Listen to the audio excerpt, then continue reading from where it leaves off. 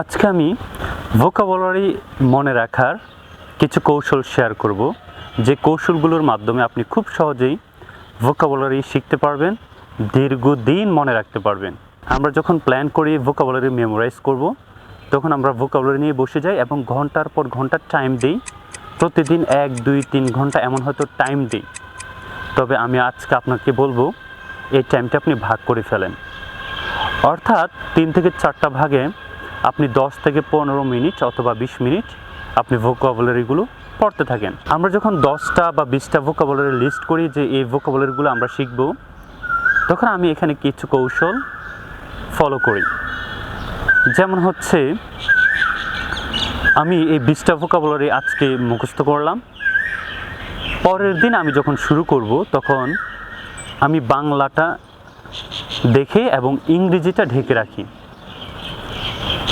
যখন আমি বাংলাটা দেখে ইংরেজিটা মনে করার চেষ্টা করি এবং যখন আমি এই লিস্টে আমার যদি 10টা ভোকাবুলারি থাকে, দেখি যে আমি প্রথমটা পারছি, দ্বিতীয়টা পারছি, 3 নাম্বারটা পারি নাই, তখন আমি এটা মার্ক করে রাখি।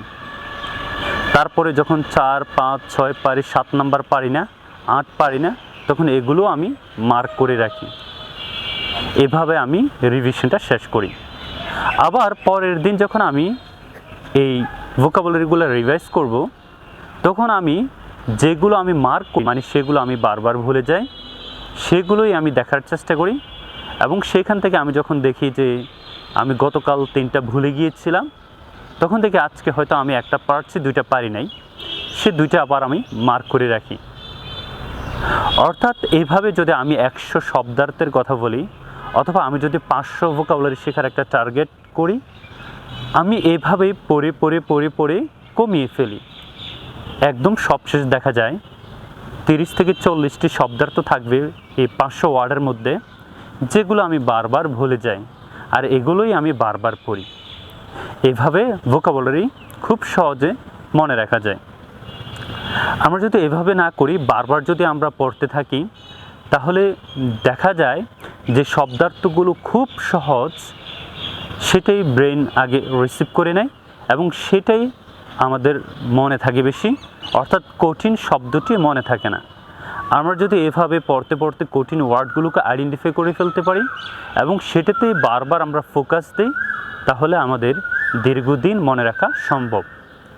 এছাড়াও টপিক রিলেটেড ভোকাবুলারি শেখার জন্য আমি সাজেস্ট করি।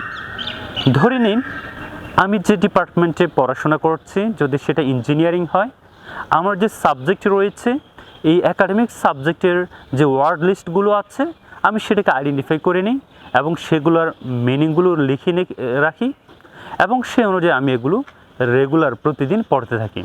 এতে করে আমার যেমন একাডেমিক রেজাল্ট ভালো হওয়ার সম্ভাবনা, ঠিক তেমনি এই শব্দগুলো আমার বেশি করে মনে থাকবে। এছাড়াও যারা IELTS এর স্পিকিংয়ের প্রস্তুতি নিচ্ছেন বা নেবেন ভাবছেন, আপনারা চাইলে টপিক রিলেটেড ভোকাবুলারি শিখতে পারেন।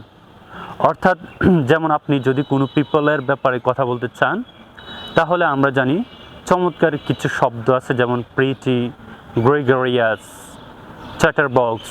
আমরা চাইলে এই শব্দগুলো মুখস্থ করে ফেলতে পারি।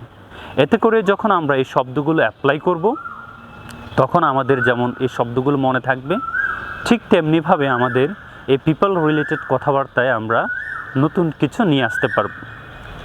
তাহলে প্রথম কথা হচ্ছে, আমরা ভোকাবুলারির যে ওয়ার্ড লিস্ট আছে, সেই ওয়ার্ড লিস্টগুলো আমরা যখন পড়ব, তখন অবশ্যই যেটা আমার ডিফিকাল্ট মনে থাকে না, সেটা আমরা মার্ক করে পড়ব।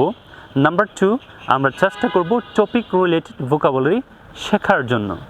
নাম্বার 3, আমরা চেষ্টা করব এই ভোকাবুলারিগুলো প্রতিদিন রাইটিং এবং স্পিকিংয়ে অ্যাপ্লাই করার জন্য। অর্থাৎ আমরা যখন বন্ধুদের সাথে কথা বলবো, আমরা যে পিপল রিলেটেড ভোকাবুলারিগুলো শিখেছিলাম, এই ভোকাবুলারিগুলোকে আমরা অ্যাপ্লাই করার চেষ্টা করব। তাহলেই আশা রাখছি দীর্ঘদিন ভোকাবুলারি মনে রাখা সম্ভব হবে। আমরা conjugation of verb, appropriate preposition, phrase and idiom, synonym, antonym, আমরা চাইলে সমস্ত এই ভোকাবুলারিগুলো আমরা এই টেকনিক ফলো করে শিখতে পারি। তাহলেই দীর্ঘদিন ভোকাবুলারি মনে রাখা সম্ভব হবে।